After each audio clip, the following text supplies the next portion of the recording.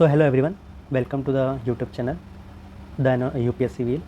अभी मैंने एक अपने रिज़ल्ट के बारे में वीडियो पोस्ट करी थी, उसमें मेरे को काफ़ी कमेंट्स आए और मैं सच में काफ़ी ग्रेटफुल हूँ आप लोगों के लिए और काफ़ी लविंग फील करता हूँ कि आप लोगों ने इतना अच्छा पॉजिटिव मैसेजेस डाले उस कमेंट्स में और चाहा कि मैं बाउंस बैक करूँ and I definitely will commit in this channel that yes I will bounce back and not only bounce back, come back even stronger.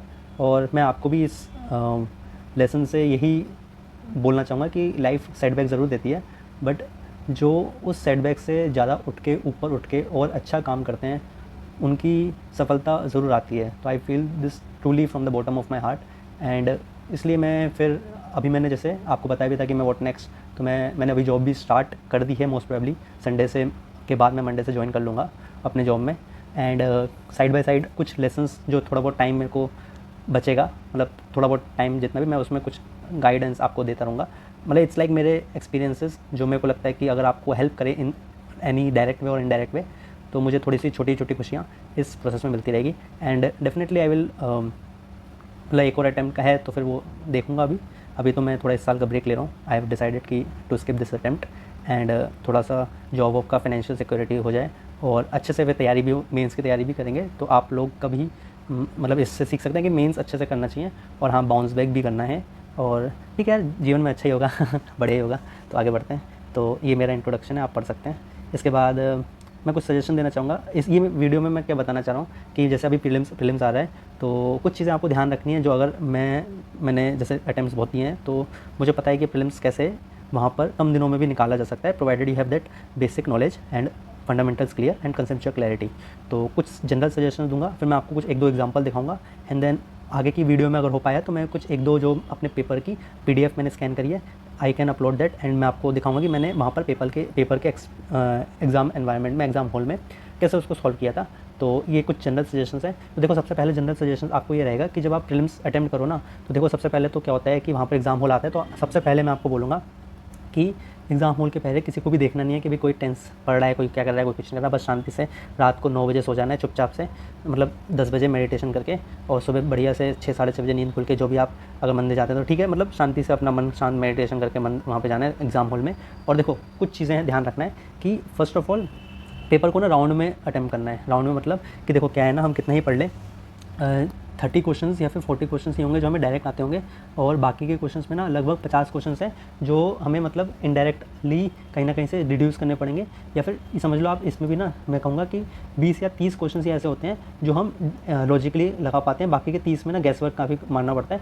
तो आप मानिए कि 70 क्वेश्चन तो मतलब एक ईजी टू मॉडरेट में आ जाते हैं, 20 क्वेश्चन थोड़े डिफिकल्ट होते हैं और 10 क्वेश्चन जो होते हैं ना वो बिल्कुल ऐसे फैक्चुअल होते हैं कि भाई उनको तो हाथ जोड़ को छोड़ो, क्योंकि 90 क्वेश्चन ही अटैम्प्ट करने हैं। तो आप लोग ना टारगेट बनाना कि अगर मतलब जनरल कैटेगरी से हैं तो 85 से 90 क्वेश्चन अटैम्प्ट करने हैं।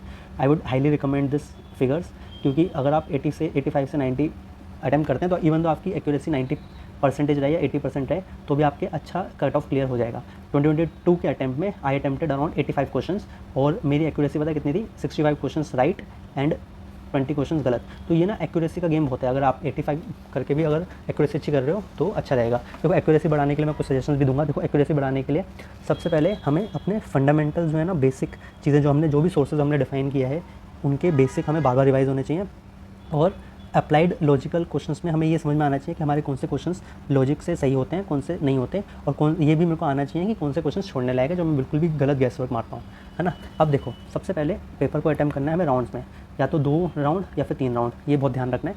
क्योंकि जैसे पहले राउंड में क्या करना है आप लोग, जैसे आपने पहले राउंड में 40 क्वेश्चन सिंपल सही कर दिया कि पॉलिटी के, फॉर एग्जांपल कोई क्वेश्चन है कि what is the limited government, what is constitutional government, a government which is limited by the constitution. बस बहुत सिंपल क्वेश्चन है, उसका डायरेक्ट एप्लीकेशन ऐसा आ जाता है, उसको देखो वाले ऐसे क्वेश्चंस। फंडामेंटल राइट्स, पॉलिटी, इसमें मैं कहूँगा जो पहले राउंड में ना पॉलिटी के सिंपल वाले, इकोनॉमिक्स के सिंपल वाले, कुछ करंट अफेयर्स के सिंपल वाले, साइंस एंड टेक के सिंपल वाले, तो ऐसे करके 40 क्वेश्चन आपके निकल जाएंगे। ये आपको लगभग 40 से 40 क्वेश्चन पहले राउंड में करने हैं। और फर्स्ट राउंड में ना एक चीज़ ध्यान रखनी है, पहले तो आप 40 क्वेश्चन सही कर दो, बिल्कुल जो फर्स्ट रीडिंग में सही हो जाए। दूसरा ना बाकी के क्वेश्चन में भी 2 ऑप्शन एलिमिनेट कर पाओ, 2 ऑप्शन एलिमिनेट कर दो जो बिल्कुल आपको गलत लग रहे हैं। अब 2 ऑप्शन आप एलिमिनेट करोगे तो आप लगभग आपने सारे 100 क्वेश्चंस की रीड कर दिया है, मतलब 100 क्वेश्चंस आपने रीड कर दिए हैं। अब अगर आपने 100 सॉरी फॉर माई राइटिंग, अगर आपने 100 क्वेश्चन रीड कर दिए और इस टाइम पे आप घड़ी देखो ना, तो 100 क्वेश्चन रीड करने के बाद आपकी घड़ी में बजने चाहिए 55 मिनट्स, मतलब आपके 55 मिनट में आपके 100 क्वेश्चन रीड हो जाएँ। 40 क्वेश्चन आपने टिक मार दिए, हाँ भाई मैंने कर दिया, और बाकी क्वेश्चन आपने 2 एलिमिनेट कर दिए। अब आप 1 घंटे हो गया आपका। अब दूसरे राउंड में आप जब 2 ऑप्शंस में बच गए ना 50-50, उसमें फिर आपको 50-50 में से और कम करते रहना है ना। तो अब देखो 50-50 में कैसे कम करना है, वो थोड़ा प्रोसेस है। अब दूसरा सजेशन मैं ये दूंगा, PYQ करते रहो आप। PYQ अभी इन दिनों PYQ बहुत देखना है, हर दूसरे तीसरे दिन, मतलब हर दिन ही देखना है। PYQ की बुकलेट अपने साथ रखो, 1 घंटा दिन में ये इंश्योर करो कि आपको PYQ देखना है। और उसकी लैंग्वेजेस, UPSC के लैंग्वेजेस, कोई भी टेस्ट सीरीज़, चाहे विजन हो, चाहे अभ्यास हो, चाहे मतलब कोई भी टेस्ट सीरीज़, अगर आपके मार्क्स कम आ रहे हैं तो प्लीज़ डू नॉट पैनिक। ये नेचुरल है कि मार्क्स कम आएंगे, और मतलब कई लोगों के आप टॉपर्स के देखोगे तो बहुत अच्छे मार्क्स होंगे अभ्यास में।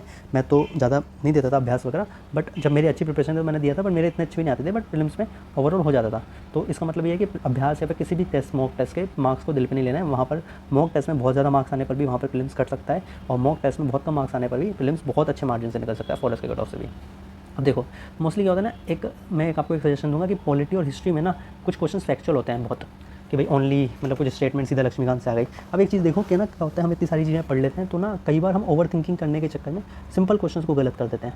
अब इस चीज़ को हम कैसे बचा सकते हैं कि सिंपल क्वेश्चंस को हम गलत ना करें, तो ओवर थिंक नहीं करना है। ओवर थिंक नहीं करने के लिए एक सजेशन दूंगा आपको, जो अंदर से सबसे पहले आप स्टेटमेंट में हाथ रखना, क्वेश्चन देखा जो आपको, जैसे फॉर एग्जाम्पल ये क्वेश्चन आया कि उत्तर रामचरित किसने लिखा है, आपने ऑप्शंस नहीं पढ़े, आपने सोचा उत्तर रामचरित किसने लिखा है। अगर आपके मन में कोई भी आया फर्स्ट एग्जाम्पल, जैसे भाभूति ने लिखा है, फिर बाद में आप ऑप्शन पढ़ो। दूसरा, आपने जो पहले सबसे पहले गट फीलिंग आई है ना कि भाई ये है, तो ये देख लो, हाँ उसमें ये मार दो उसको टिक।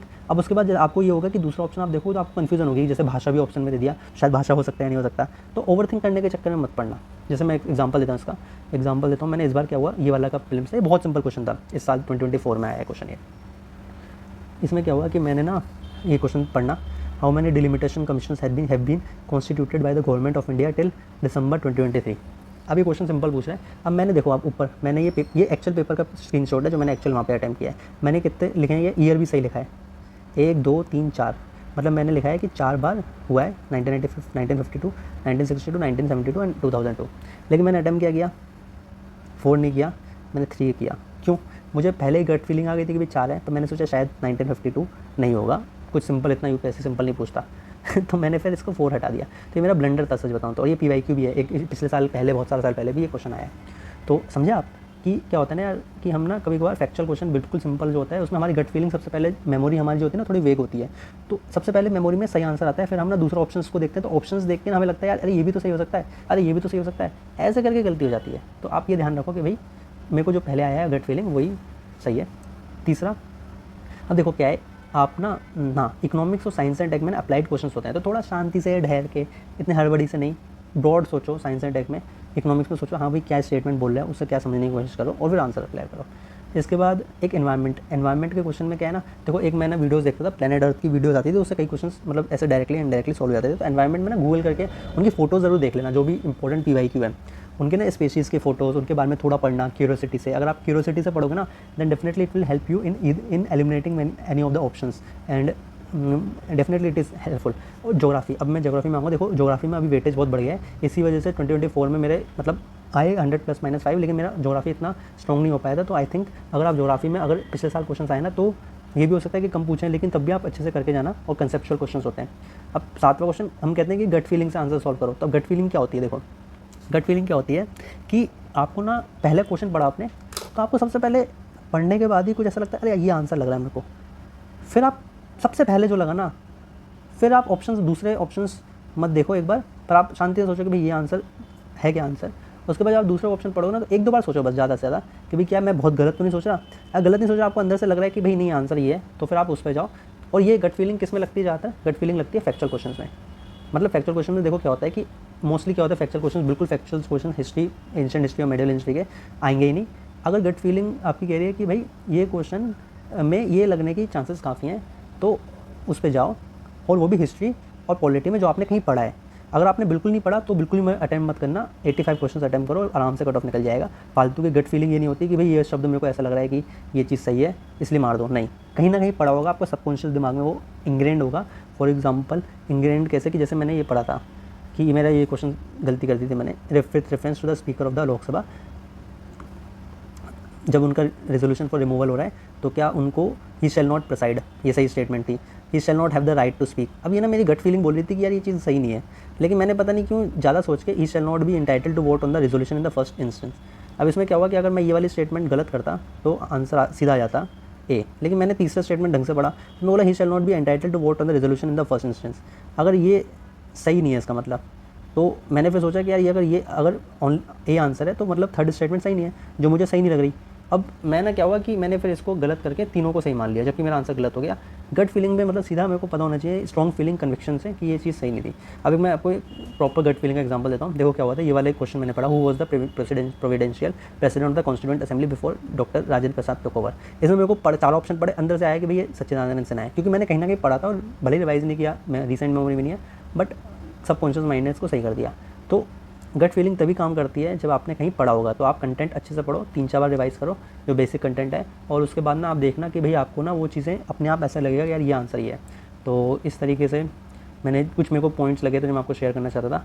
अगर आपको कुछ और डाउट्स लगे तो इस मतलब फिल्म स्पेसिफिक अभी आने वाला 15 दिन 20 दिन बाद, तो आप उसमें पोस्ट करना। बाकी till then thank you and all the best and keep spreading positivity. थोड़ा लाइफ काफ़ी लोगों के लिए टफ़ है, मतलब जिनके लिए टफ़ है उनको हेल्पफुल करो और अपना अच्छा करो, सबका अच्छा करो। तो इसी भावना से थैंक